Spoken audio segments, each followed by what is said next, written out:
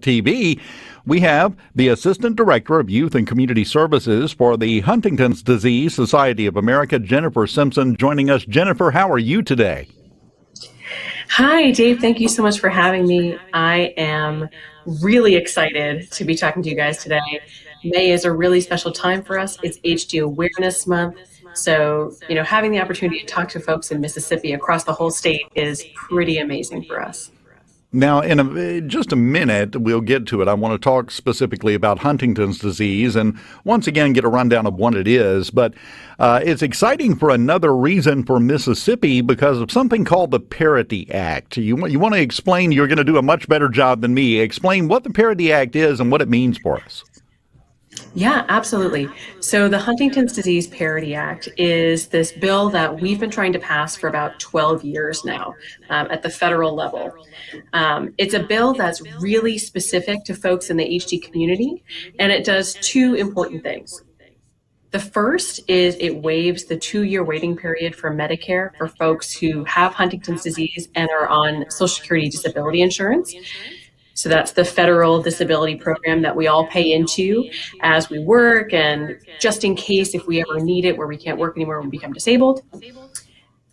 So the other piece is to waive a 5-month benefit waiting period for SSDI. So right now, if I become symptomatic with Huntington's disease, I can't work anymore, I apply for SSDI, I have this 5-month waiting period and then a 2-year waiting period to access the important benefits that I'm supposed to be able to access as a result of being disabled. So the HD Parity Act waives both of those 2 waiting periods for folks with Huntington's disease. And we're excited for Mississippi in particular because we have a couple of folks from Mississippi who are supportive of our legislation. So Representative Palazzo has been a co-sponsor of this legislation, I think, for at least a few Congresses, and is a co-sponsor again this year, so we're really excited for him. We've got meetings coming up with Representative Guest next week to talk about this legislation and the difference that it can make for folks in Mississippi who need help now. So we are really, really raring to go, and we're excited for the support we're seeing in Mississippi. Now, we've talked about this before, and I want to ask you specifically in Mississippi. I know we have support groups starting up in June, right? And we'll talk about that in a second. Mm-hmm. But how impactful is this? We have more people than some folks might suspect in Mississippi that suffer from Huntington's disease, don't we? Yeah, the total impact of HD in the state of Mississippi is around 7,000 to 8,000 people. So that's folks who are currently symptomatic with HD, folks who are at risk of becoming symptomatic. So as we know, HD is a genetic disease. Every person who is born who has a parent with the genetic marker that causes Huntington's disease has a 50% chance of inheriting that same genetic marker and getting sick. We also know that this is a family disease. So there's also, the spouses, the other children in the family who are impacted by this disease, watching their loved ones become sick, having to take care of them. And then not only the people within their family, because again, it's genetic. So it's never going to be just one person in a family, right? If your parent has HD, chances are their siblings are impacted too. So it's your parent, an aunt, an uncle, your grandparent, your cousins. It's pretty pervasive. And one thing about this, and the reason why it's going to continue to grow, is a lot of these folks may decide to have children. They have children, and then they find out that they have this disorder. And the horse is out of the barn at that point, basically. Yeah, and that's a really tough decision for so many folks. HD a lot of times is kept a secret in families because there's no cure. The early symptoms can look like early onset dementia, like early onset Alzheimer's, or various mental health conditions. And like we know in this country and in our society, we don't really like to talk about mental health, right? We kind of like to keep that a secret. So there is this sense of shame that folks have around Huntington's disease. So it's not uncommon that, you grow up in a family, something's wrong with grandma or grandpa, we don't quite know what, we don't talk about it that much. You grow up, you notice something is going on with mom or dad, but you're happy, you're having your family, you're married, you start to have your family, and then boom, you realize it's Huntington's disease and it's genetic and you're at risk and your kids are at risk. Exactly. And that's why that number, I think, will continue to grow, which is why it's so important to get things like this accomplished with the Parity Act, because it is something that is very impactful. And now we want to talk about that. Just give a brief rundown. If someone has Huntington's disease and it's established, and I know all of this because a member of our SuperTalk family, Heather, that works down in Brookhaven, her husband has Huntington's. I know you know Heather very well. So I'm familiar with this, but for anyone that might not be, if someone has Huntington's and the symptoms have established themselves and the condition is obvious, what are we talking about here? What do they go through? It's incredibly difficult. So the early symptoms, you might start to notice that you're struggling to do the same tasks that you used to do, right? There are major changes in cognitive function. There are major changes in what's called executive functioning, and that's our ability to do complex tasks. So imagine I'm talking to you and I'm holding this cup. Technically, this is a complex task because I'm doing multiple things at once. My brain is having to process all of these different tasks and all of these different things at once. If that breaks down, suddenly my ability to do these multiple things at once fails.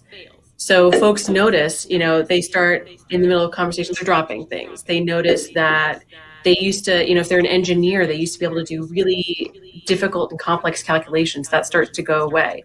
If, you're a nurse or a law enforcement officer, your ability to make quick decisions starts to go away because all of a sudden your brain starts literally dying.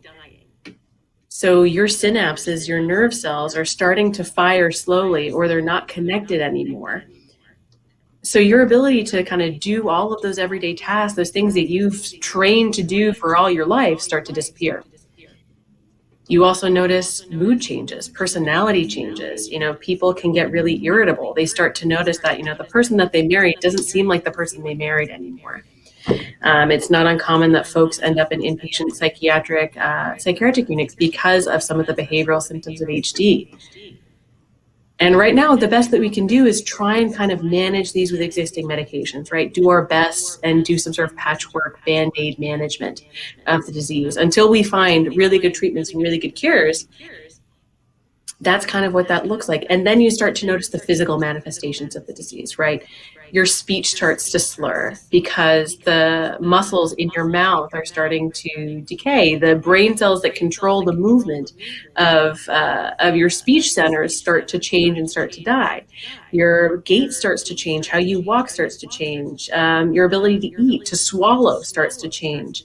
It's not uncommon that folks with HD get misidentified as drunk because they have these slurred speech, because the speech centers of their brain are dying. The gait looks different, so they are, walking a little bit funny. They might be stumbling around, but it's because literally their brain can't control their body anymore. And when you talk about complex tasks, you're talking about something as simple that everyone takes for granted as walking and carrying on a conversation at the same time. That's a complex task. Absolutely. Yeah, driving, a complex task. Imagine being 45 and having someone say, you're too sick to drive. You can't drive anymore. Especially for places that if you don't have a great public transportation system or you don't have Uber or, Lyft or anything like that, there goes your freedom. There goes your independence. Exactly. And the good news is work is continuing on this disease. There have been some trials. There are some trials going on with some new medications. Any updates on any of that? Yeah. We had some interesting news in the past month or so. We had the two huge trials that were going on. One through a company called Roche Genentech and the other through a company called Wave, and actually both have stopped. So we're kind of roiling from that news. There are these two drugs that were pretty far along that we were really hopeful were going to be disease-modifying treatments for Huntington's disease, but it seems pretty clear now that they just didn't work. So we're back to square one on some things, but there are still lots of treatments in the pipeline, from various gene therapy treatments to treatments that are looking at specific symptoms like irritability, anger, cognition, mood changes. So we still remain really, really hopeful that in my lifetime and in the lifetime of many folks with HD, we will find a cure for this disease. Jennifer Simpson with the Huntington's Disease Association, Society of America, the Assistant Director for Youth and Community Services for the Huntington's Disease Society of America. And Jennifer, what I wanted to get to very quickly, because we cannot give enough recognition to our facilities in Mississippi when they do good things, and we've got we got something along those lines we can talk about for Mississippi in regards to Huntington's disease. It's really good when we're kind of a leader in the nation. It doesn't happen as often as we'd like it to. And in this case, I think we're kind of taking that role on, aren't we? Oh, absolutely. One of the things that's been really exciting to see in Mississippi is the growth of clinical care for individuals with Huntington's disease. Over the past several years, there's been a clinic down at the University of Mississippi Medical Center that's really come a really far way in terms of services that they provide to folks with Huntington's disease and providing expert care. So right now, as of 2021, the University of Mississippi Medical Center now has a center of excellence for treating Huntington's disease. And that means when you go there, the neurologist is an expert in Huntington's disease. There are other services that you can access like physical therapy, occupational therapy, social work, genetic testing. It's really exciting. And that's important because it wasn't that long ago that when you went to the doctor with Huntington's disease, you would either get misdiagnosed or just be told, well, there's nothing we can do for you, go on home. And that seriously, that hasn't been that long ago, right?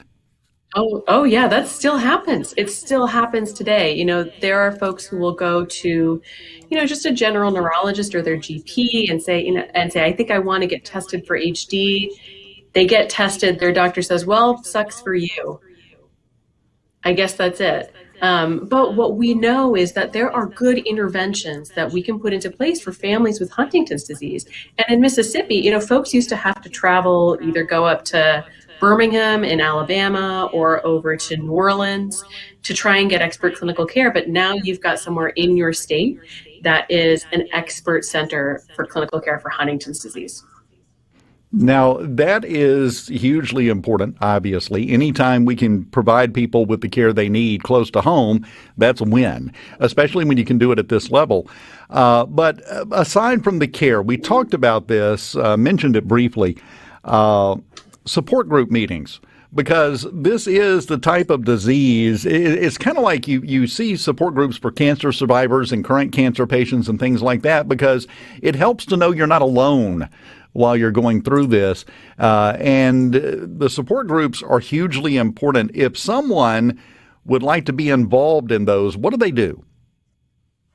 So if you want to learn about support groups that are running in your area or nationwide, you just go to hdsa.org. There's an easy way to find help and locate resources in your area. And that could be support groups, online support groups, social worker, clinical care, long-term care. It's all right there. It's very simple. It's very easy.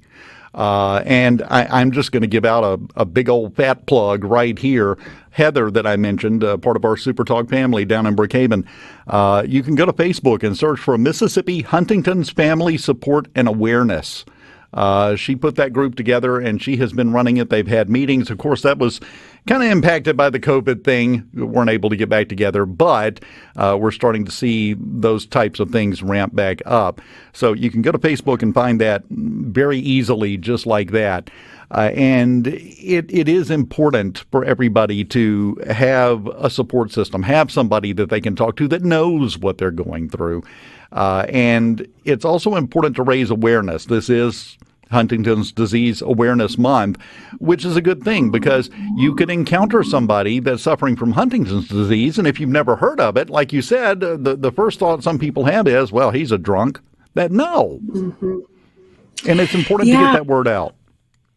It is. And I think this is also, such a time when it's easy to feel like we can make snap judgments about people and be kind of divisive. What we want to do in raising awareness is also increase people's compassion, right? Recognize that there's someone going through something and you just don't know.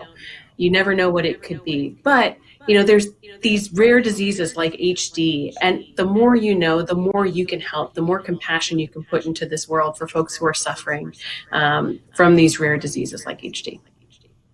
Is there anything, if you don't have HD, you don't have a family member that has HD, but you'd still like to get involved in some way and help or just show support, is there any way to do that, or is it just being aware of it is the most important thing? Oh, absolutely. There's always ways to get involved. If you go, again, to hdsa.org/take action. For example, if you want to do something for the HD Parity Act, if you want to send your member of Congress a quick note, there's an easy way to do that. You just put your zip code in, it'll automatically find your members of Congress and send them a note. You make things so easy, Jennifer. I do my best. I try. Jennifer Simpson, who spends all her time sitting around figuring out ways to make things easier at the Huntington's Disease Society of America. Well, you're good at your job. You're doing a good job of it. And we appreciate you taking the time to talk to us today to help raise awareness for the disease and keep us updated on any news that comes out moving forward, because, again, this impacts our SuperTalk family, and we are a family. So we have an interest in this. We have a vested interest, so we want to know, okay? Oh, absolutely. And thank you for having me. Thank you for raising awareness. We need allies like you. Anytime. It is our pleasure and our honor. Jennifer Simpson with the Huntington's Disease Society of America, we appreciate your time. Thank you so much.